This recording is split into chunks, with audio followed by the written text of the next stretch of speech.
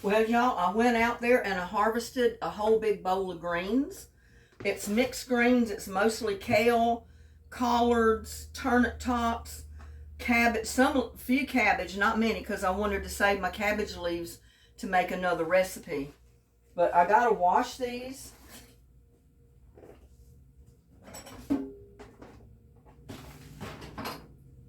I'm gonna be busy washing these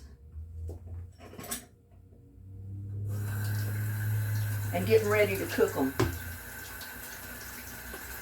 I mean, this is a lot of greens right here. If I quit dropping them in the floor.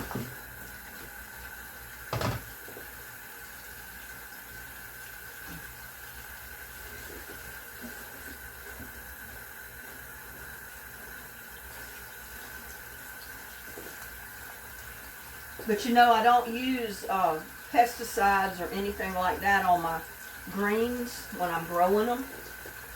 I just came in from the yard and picked these. I usually spray my pepper spray on them, not pepper vinegar, pepper spray.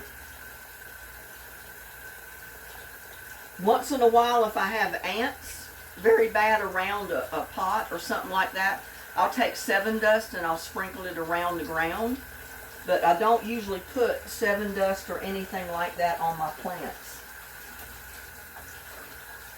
And this time of year, you don't have a whole lot of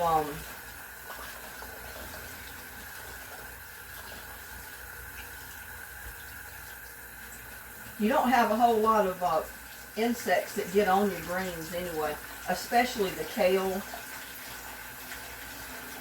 and my collards, my cabbages and stuff like that.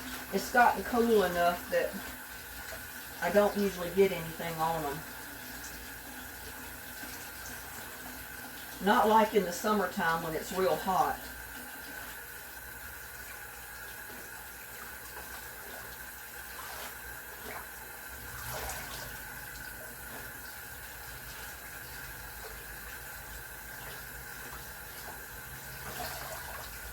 But I just cut these and brought them in the house to wash them and put them in the pot and cook them. And like I always say, I check my leaves real good when I cut them, when I harvest them, to make sure there's no bugs on them, or try to. And see, there's basically no bugs, nothing floating in the top of this water.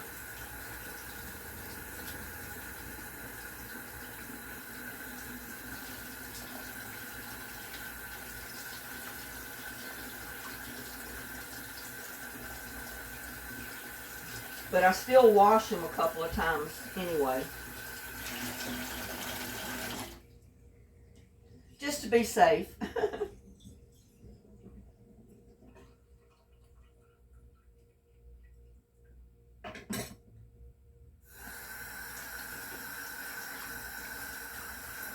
Whew, I got the sink a little bit too full, I think. Let me let some of this out before I end up with it all over my counter.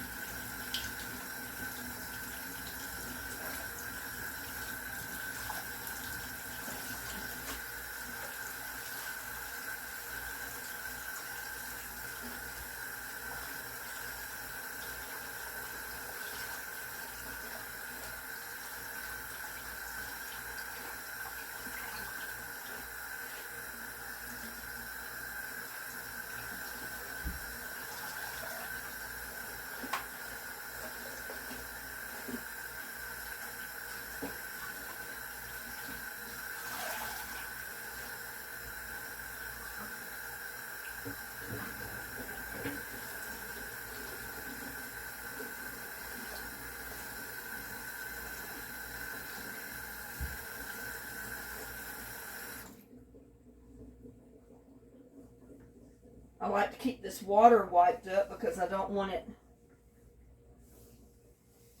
messing up my counter by soaking in under the sink or anything like that. So Yeah, I'm going to go ahead and finish washing these, and I'll get them in the pot. I'll bring you back when I put them in the pot. Well, y'all, I got my greens washed. I got me a ham hock out of the freezer. I had saved that from the other time when I bought ham hocks. It's a smoked ham hock. We're going to put that in the pot. I got to get some water in there. Because it helps to get your water hot before you put your greens in.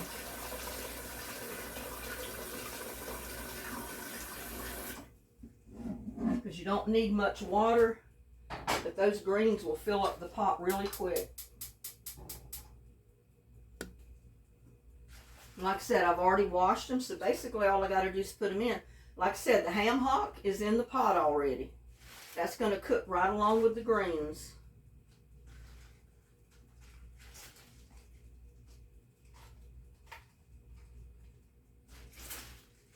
But if it gets to boiling, it helps wilt the greens down so you can get them all in the pot.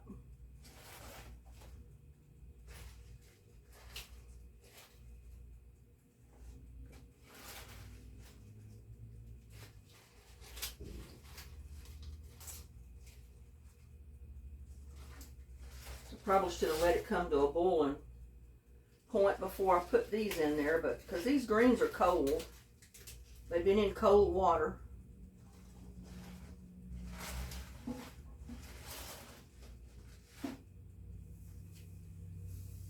Get that to boiling.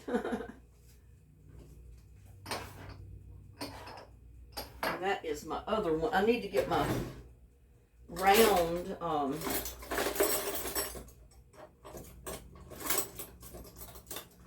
I have two different pressure gauges. This one, it usually goes with my big pot. My other smaller one goes with the smaller pressure pot. The smaller one is the one I usually make my pinto beans in, my chili beans, because I don't cook that, but a pound at a time. And that smaller pot is just right for that whole pound bag of beans. Although I do fix them in this one too sometimes, so.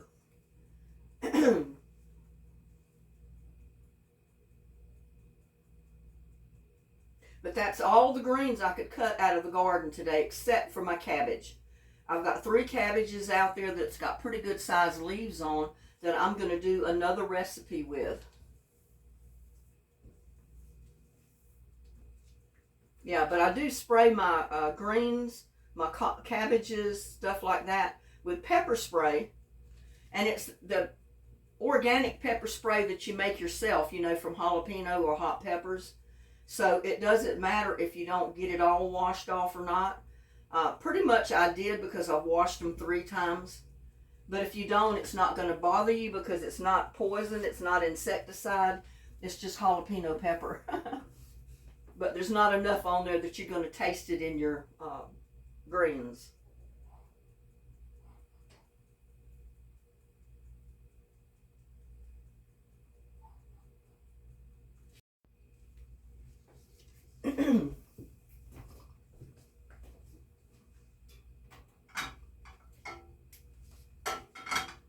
I'm also here, I'm going to start cooking a couple of strips of bacon. And then I'm going to brown my onions a little bit in my bacon grease and my bacon.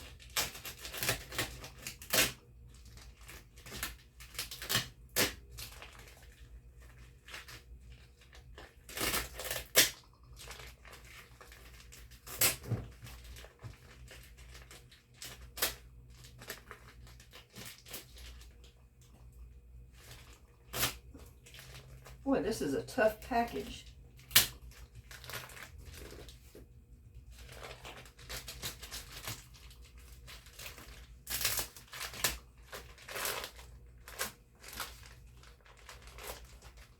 And I think what I'm going to do is cut my bacon up a little bit.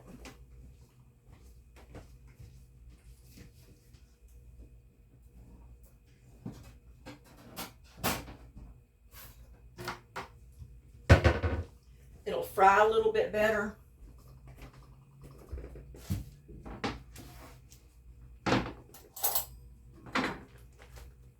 And I'm not going to put too much bacon in there because we've already got a smoked ham hock in there. But I am going to put 2. Now this is thick bacon. I'm going to put 2 strips of bacon in there, but I'm going to chop it before I put it in the pan to cook it.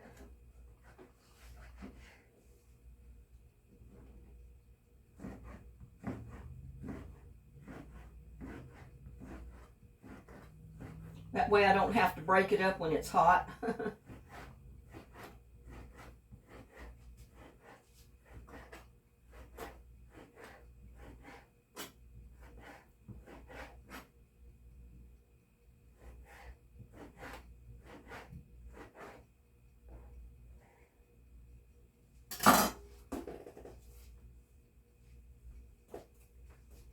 You might be able to switch burners here.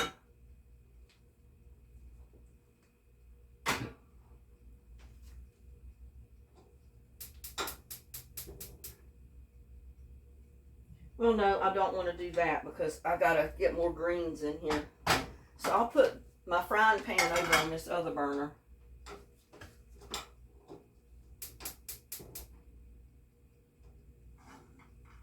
Go ahead and be getting that hot so I can put my bacon in.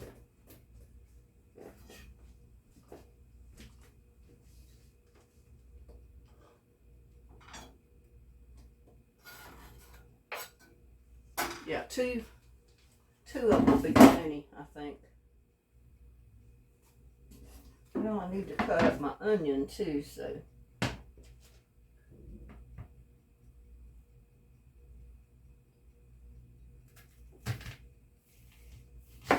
I'm only going to put part of this onion in there because it's a pretty big size onion. And all you need is basically 1 small onion in this, so. I'm going to say this is my 1 onion.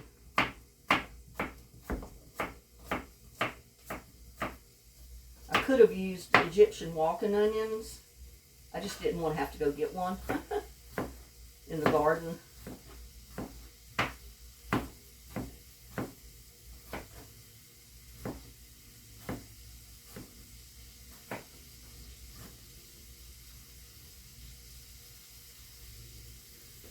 Now we want my bacon to cook just a little bit before we put the onions in there.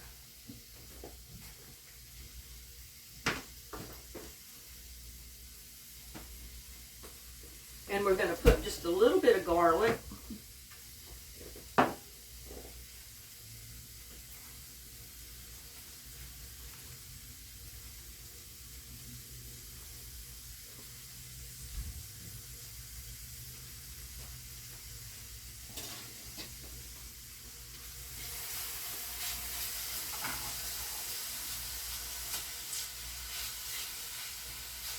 Now back home, what we normally did was use fat back.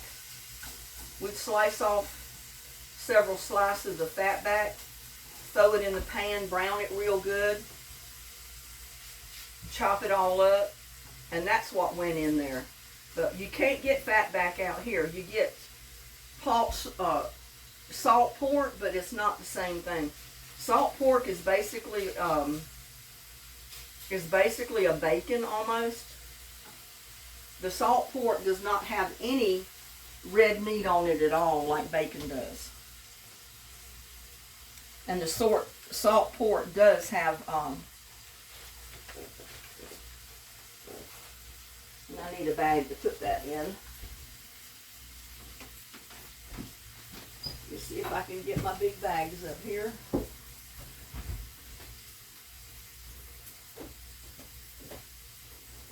Usually everything I need to get is up above me.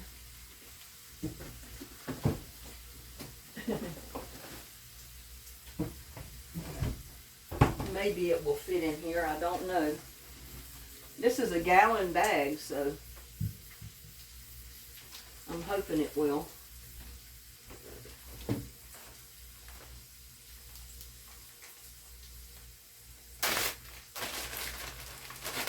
whole lot rather put stuff in a bag like this than to try to wrap it up with foil. Yeah, I can roll it up a little bit. It'll go in there. Not the ideal thing, but hey, it'll work.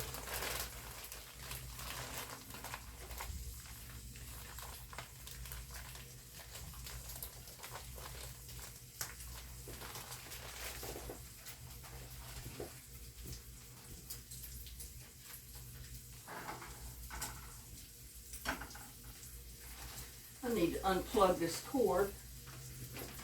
Keep trying to step over it, and I'm going to end up stepping on it.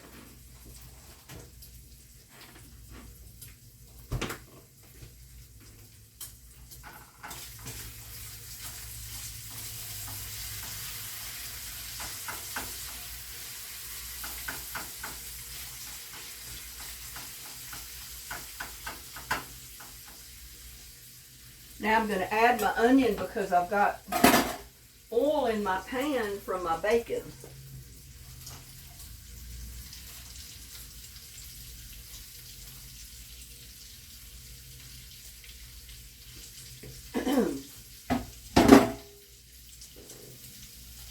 I can put this onion back because I don't need all that.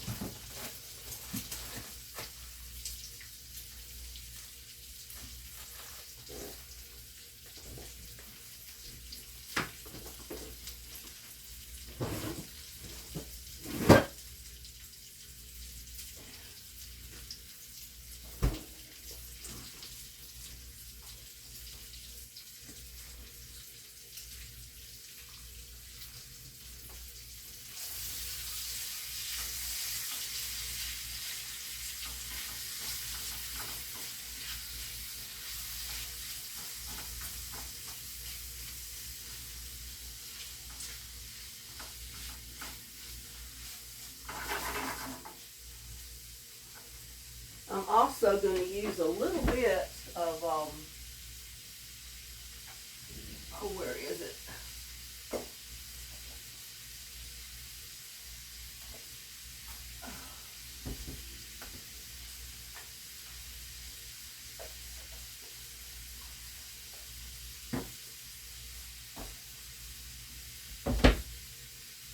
A little bit of chicken bouillon. Now, I don't have liquid or any that I made, and you know, this has got salt in it, this powdered chicken bouillon, so I'm not going to put about a teaspoon of that in there, just enough to flavor it. That's it, because I don't want my greens to be salty. I'm going to see if I can get some more of these in here.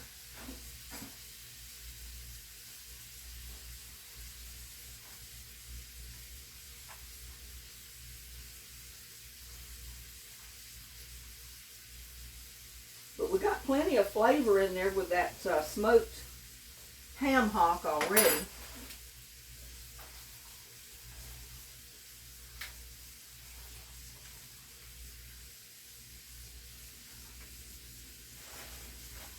Now you can cook these and then freeze them. You can blanch them and freeze them. It's up to you. Or you can just cook them and eat them. I've been wanting some greens here, and I haven't cooked any in a while. I do have some in the freezer, but I didn't want to take them out yet because I still had greens in the garden.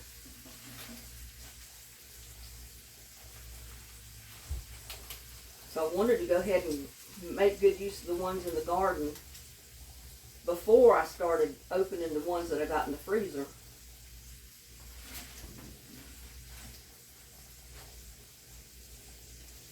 And you know how greens do. It looks like you got a ton of greens until you get them all cooked. And then they basically go down to nothing almost.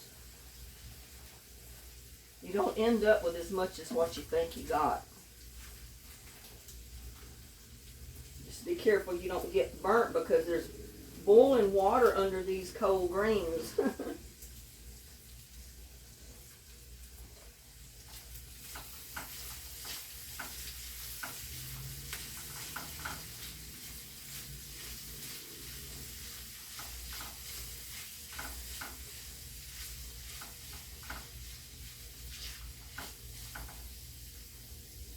Turn that burner up just a tiny bit.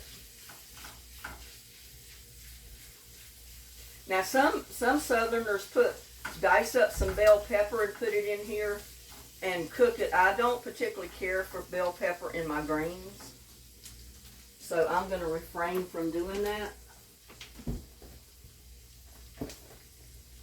But if you want it in there, feel free.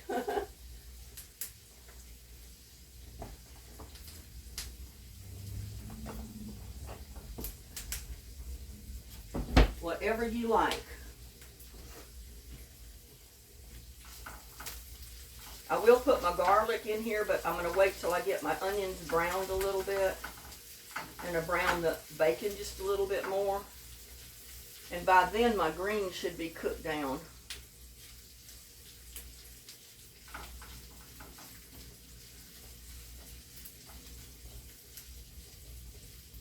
Now if you got turnips, I didn't pull any turnips with my greens. I've got a handful of turnip greens, but I'm going to let my turnips grow a little bit before I try to pull any.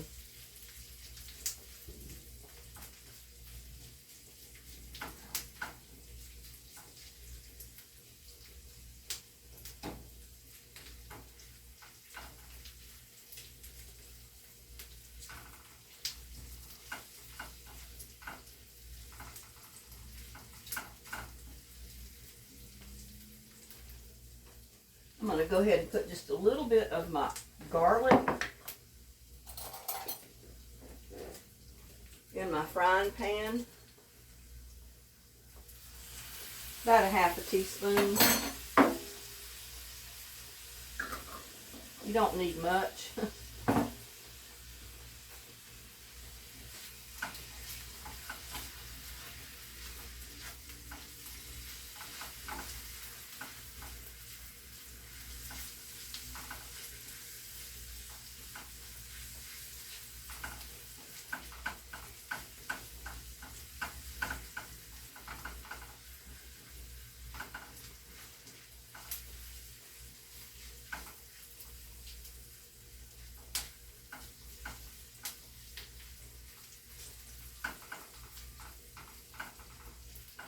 And I don't want to burn my garlic, so I think that's enough on this.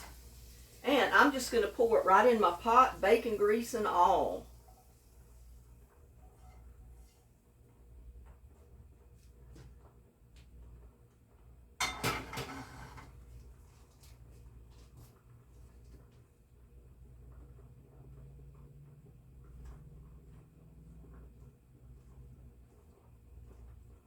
I love turnips cut up in these. But they're mixed greens, you know, they're kale, there's collards.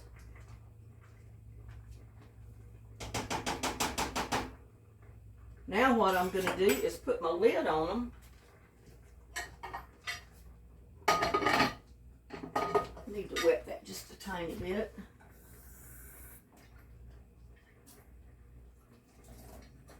And I do need my gasket. My gasket's not there.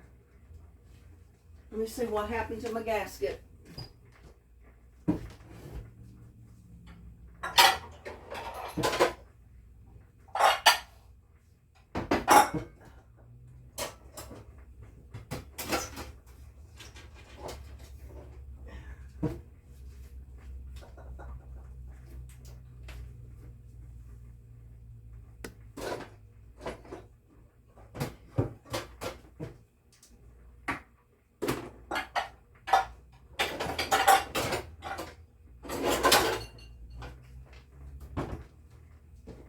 Gasket just fell out of the lid in the cabinet.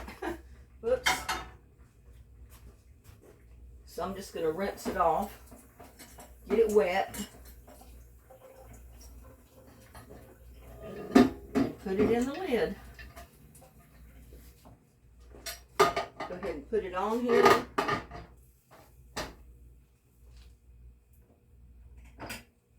I'll put my I'm going to start out with the 5 pounds of pressure, the 5-pound side.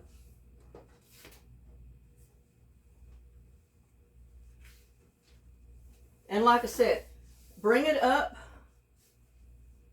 to where it's got enough pressure in there that it jiggles just once in a while. Like once every 30 seconds or maybe once every minute, you'll have it jiggle. But don't let it do it any more than that. You don't want it to constantly jiggle, because if you constantly let that pressure gauge jiggle, it means you've got too much pressure building up in there. And you run the risk of blowing your gasket out, and when you do, you're going to have water from that pot going all over your kitchen.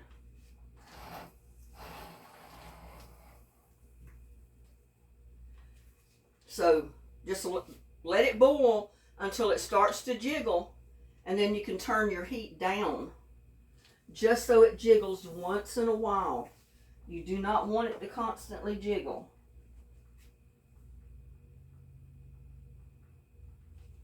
And I've got like a safety valve here under mine.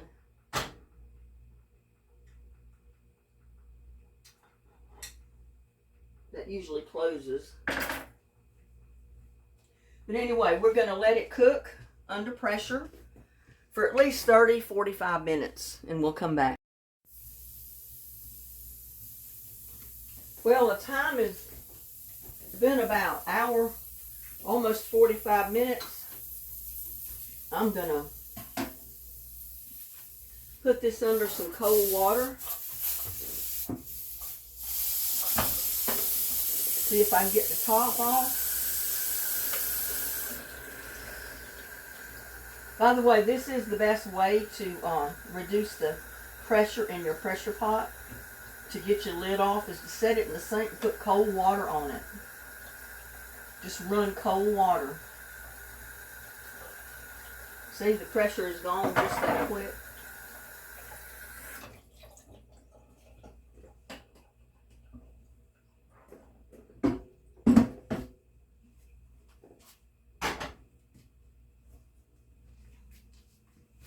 And like I said, I've got a lock under here, so I have to make sure I trip that lock before I can get the lid off.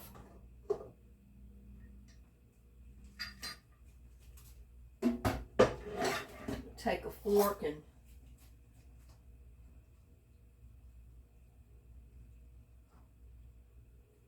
kind of test the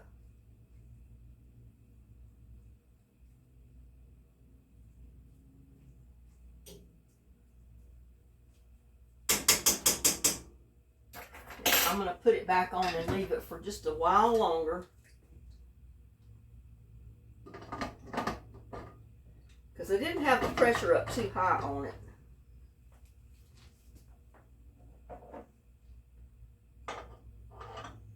Ooh, that little thing is hot, I'll tell you.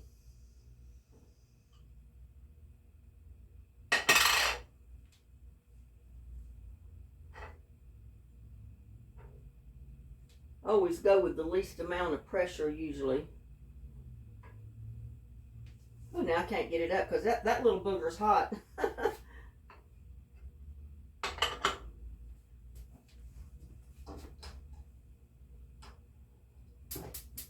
I'm going to bring the pressure back up. Probably cook it for another 30 minutes or so.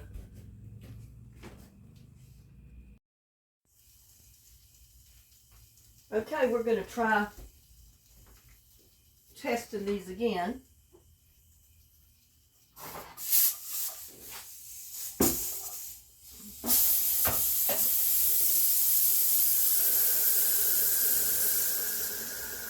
Get the pressure off.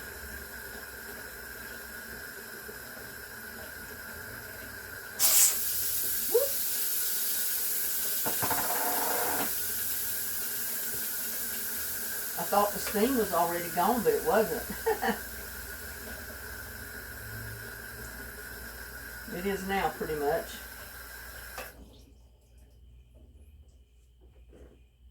So be careful if you cook with one of these, not to take that off too soon.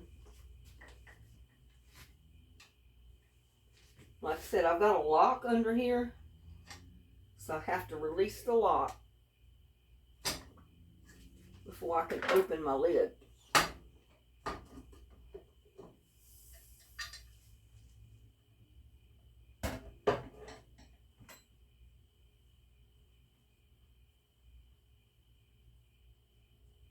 And I think they are done. I'm going to need to get a colander. I should have already had this out. But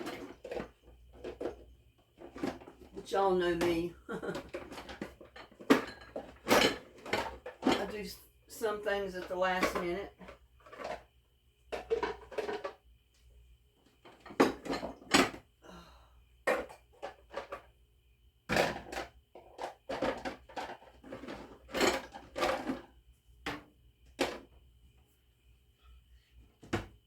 But I got the colander and I got the bowl to go under it because I've got to drain the juice from my greens so I can put them in that bowl and chop them up.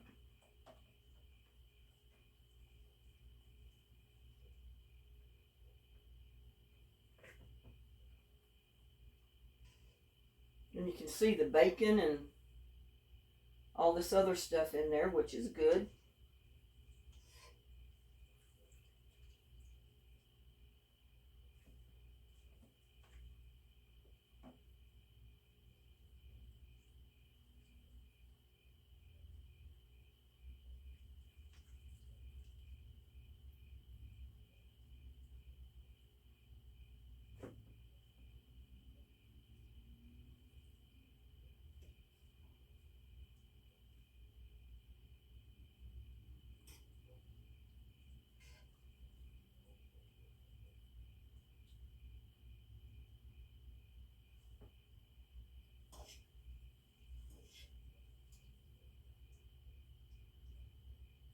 So altogether, I would say my collards have cooked under pressure for about 2 hours.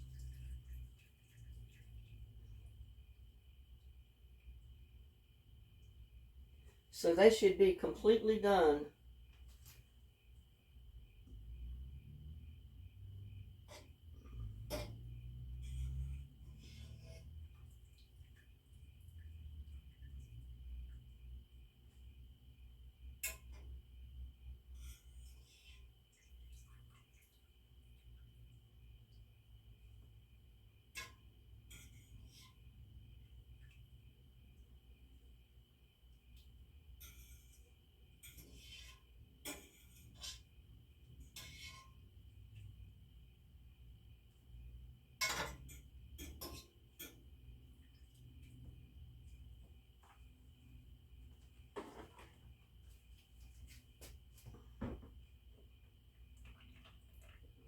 They're still dripping, so I'm going to let them drip a bit.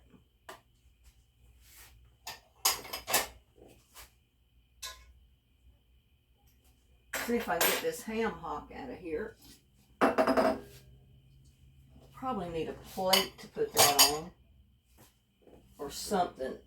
Not just a bowl.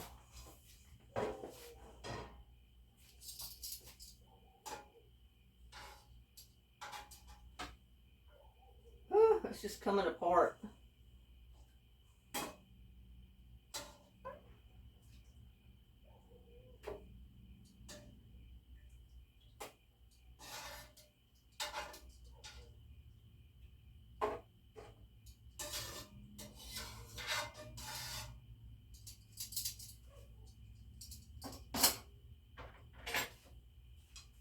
Because usually if I could get any meat off of the ham hock, I will put it in my greens and just chop it up. If it's not completely just fat.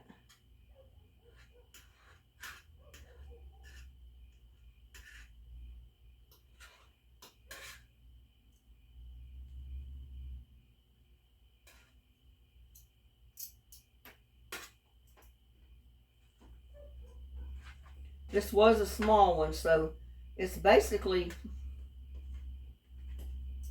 just bone and fat.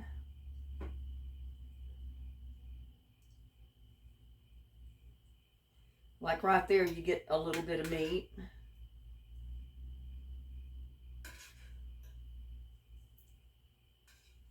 And since there is just a tiny bit of meat on these little ham hocks, like I said, I get it off of the bone. And I put it right in my greens and chop it up right in my greens.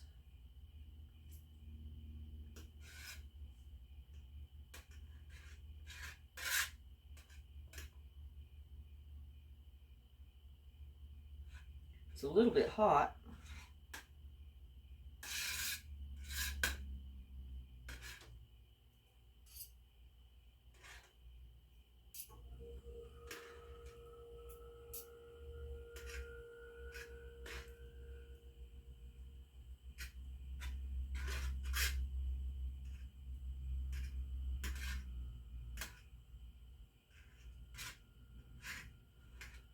I mean, you don't get a lot in it on these ham hocks, but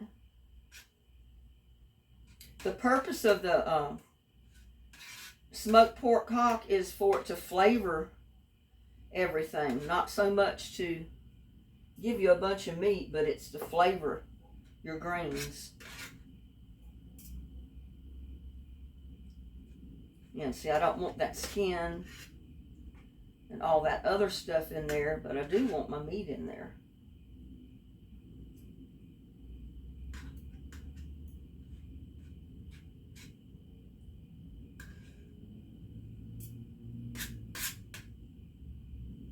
You just have to check.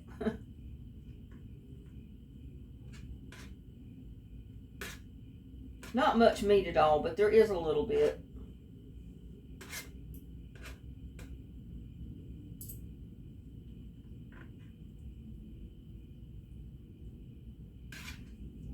But that was a lot of flavor coming out of that little ham hock to go in those greens.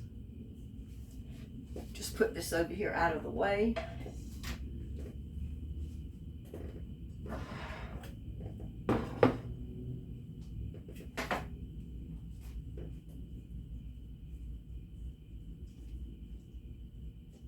I'm going to try to kind of squeeze my greens and get some of that moisture out that I can.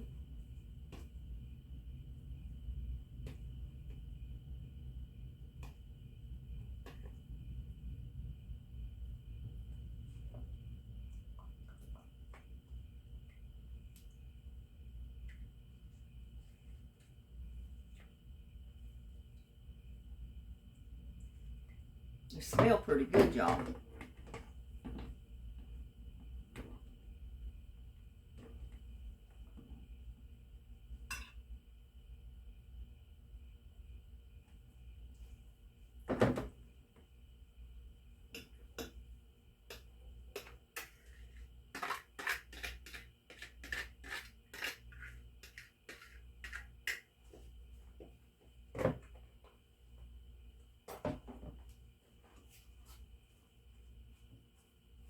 I like to get them in a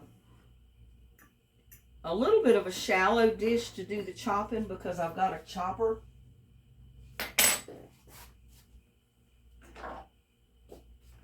And it's got a serrated edge around it. That way you don't hit the greens with your hand and burn them.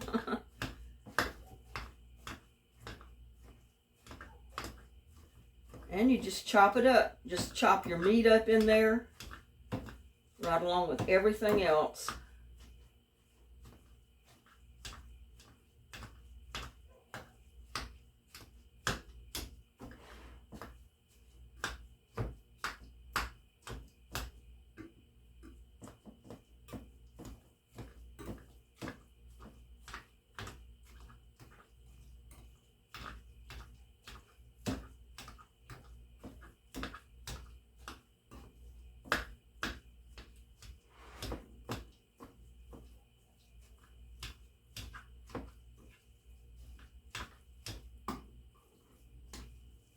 Now, if you get a great big old ham hock, you have quite a bit of meat on it, but usually I can't find big ones. They're always little tiny ones. And really they're intended just to flavor, to season your greens or your beans or whatever it is you're cooking.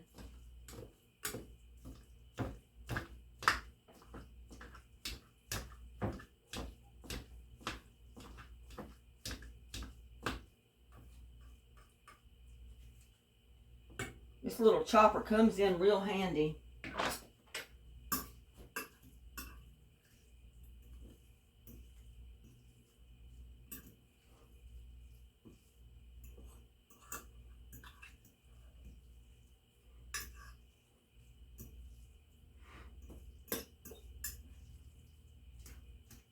Now you can put the ham hocks in there. You can put chunks of ham in it.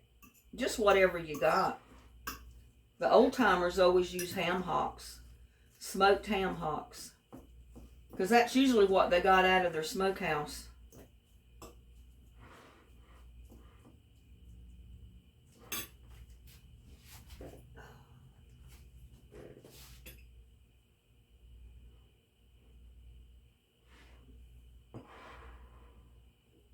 I just want to clean up the bowl a little bit so it looks presentable. There you go.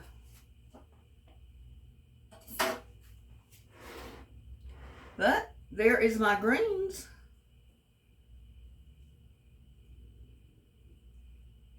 Dear Lord, bless this food we're about to eat. Bless all the YouTubers out there. Bless my friends and family.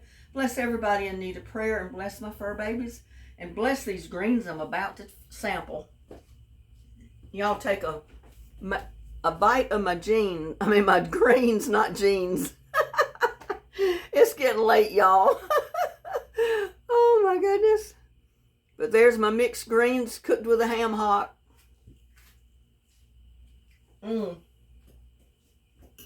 That's good.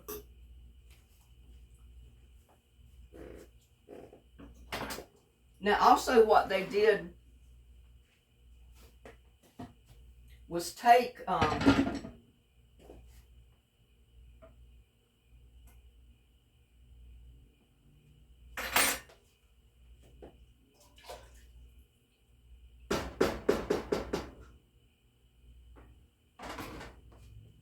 the rest of this, because it's got your bacon and everything in there. You're going to bring it back up to a boil. I got some cornmeal here.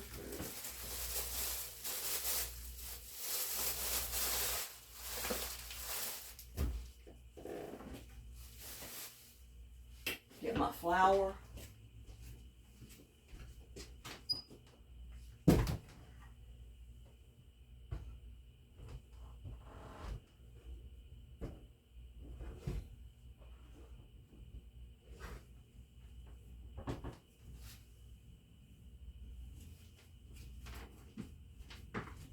I do love dumplings. This would be cornbread dumplings to go with my greens. And that's the way they always served them back home. I especially remember my Aunt Gladys. Well, not my Aunt Gladys, my Aunt Doris. They had a big farm.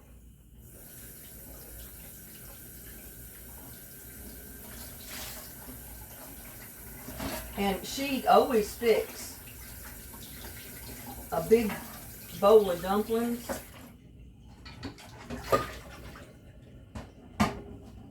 with their greens. But I'm going to make just a couple of them and show you how to do it. Because I don't need many. That might even be, well, get a little bit bigger bowl than that. I don't want to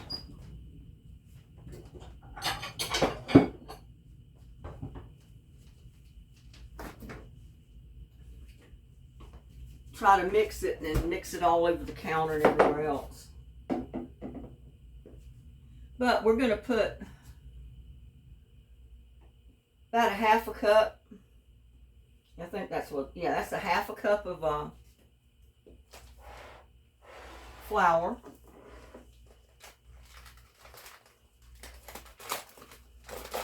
And see if we can get about that much of cornmeal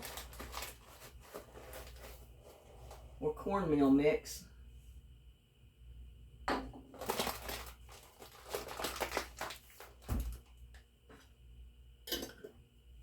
Whoops. It's been a long day, y'all. And it's up into the night me doing this, so now put a little bit of sugar in, not much. Probably about a teaspoon, half a teaspoon.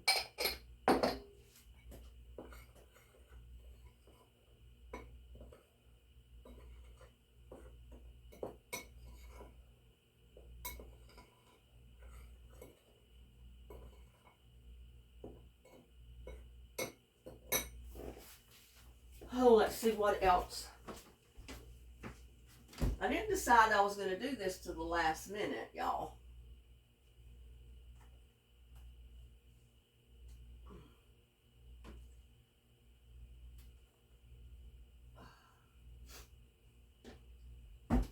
I've got a little bit of onion powder. Now you can chop you up some onion in there if you want, but I got chopped onion in the mix there. I got about a half a teaspoon. And about a half a teaspoon of garlic powder. Don't need much because we don't have much flour here, so we don't have much mixture.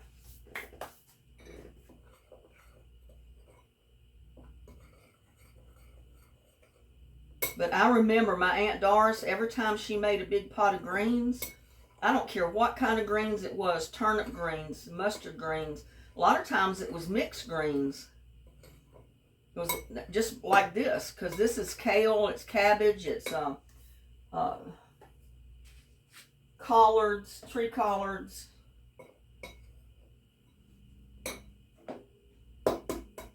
We're going to put 1 egg in there. So that cornmeal and flour made 1 cup, because it's half and half.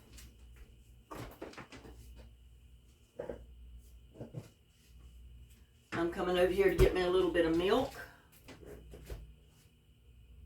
And just add a little bit at the time, just enough to get it wet, enough that you can make your dumplings. Because you already got egg in there.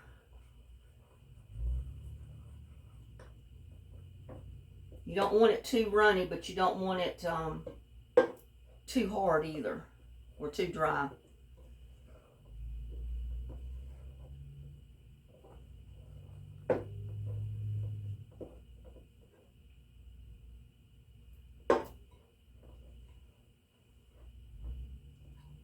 But I remember she always made them real simple. She seasoned them a little bit, but nothing extravagant.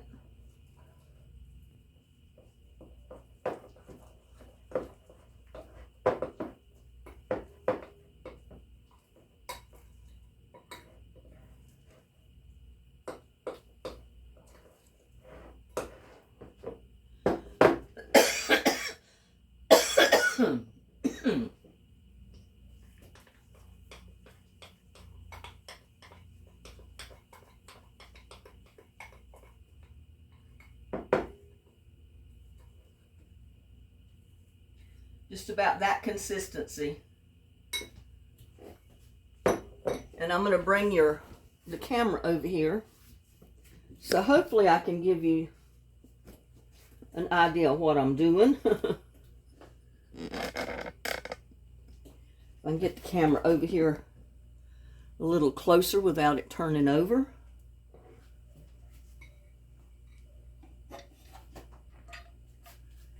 Get my lid here.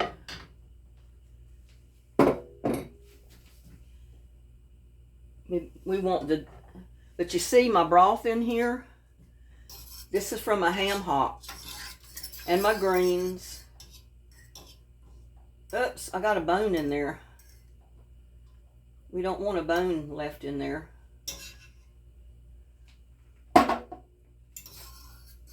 Yeah, just make sure you get all the bone out first. And you can see all the pieces of bacon bits that were cooked.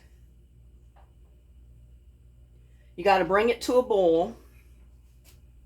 This is probably way too much dumplings for my broth, but I don't have to put them all in there, I guess. I could make cornbread with part of them.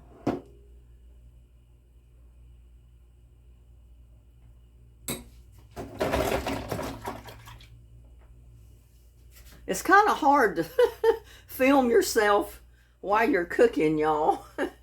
It really is. And with my kitchen, it was definitely not made to do this. That might be a little bit better right there.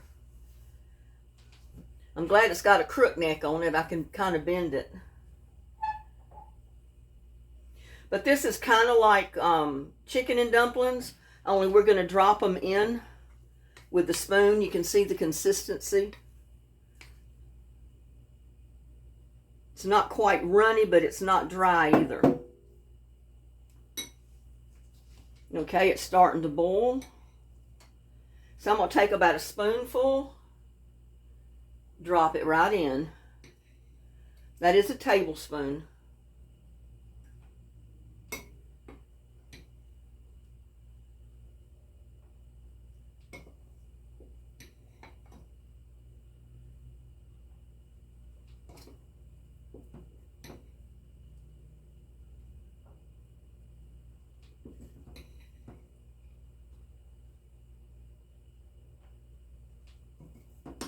You can see part of them are already popped up to the top, but that does not mean they're cooked.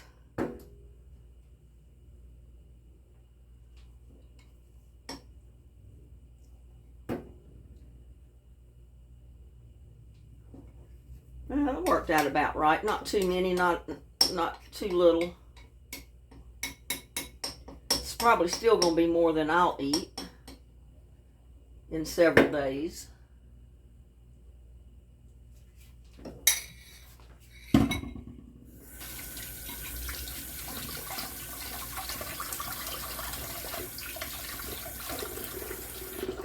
Sorry about that, y'all. I keep getting my head in front of the camera, but it can't be helped. Turn that on up.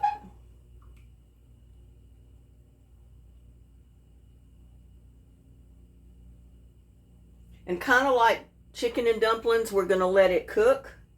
We're not going to stir it or anything, because if you start stirring it, you're going to make nothing but cornbread soup. And hopefully these will stay together.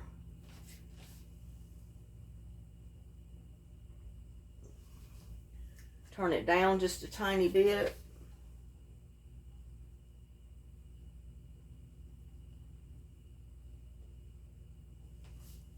We want it like it a simmer. I'm going to put the lid on it and just let it. See, they've been in there for about, I don't know, almost 10 minutes. And at this point you can, kind of like chicken and dumplings, you can come in and kind of push them down a little if you want. Some of them can be flipped over, but you may not even want to flip them over.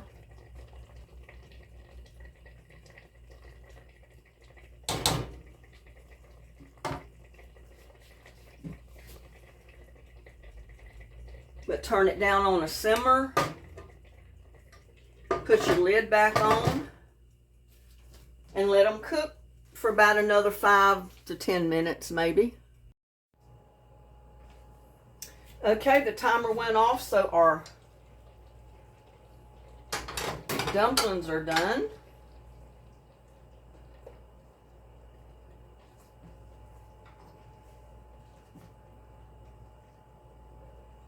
Get one out.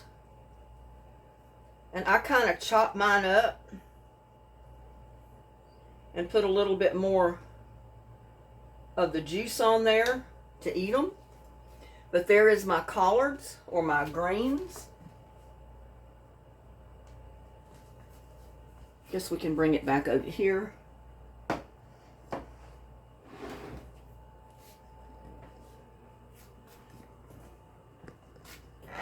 Oops. But there we go. mixed greens cooked in pork hock, smoked pork hock with cornbread or cornmeal dumplings. This is an old-fashioned, old-timey dish they ate many years ago. And a lot of times that's all they had. Now sometimes they'd fry a piece of ham or a pork chop or maybe have a piece of fried chicken. But a lot of times this was it. You had your cornbread meal dumplings and you had your greens cooked in your ham or cooked in your ham hock. And that was your meal, y'all. If you were lucky, you may have gotten some biscuit on the side. Well, let's taste some of this dumpling.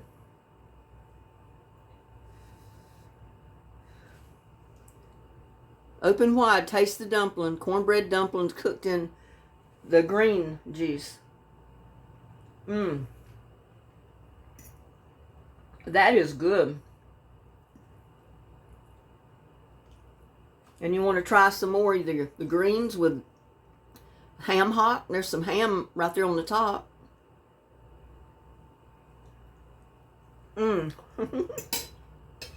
That is really good eating right there, y'all. Really good. Look at that.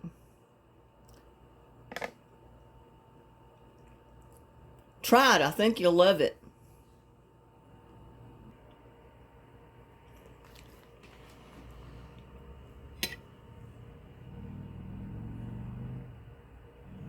There you go.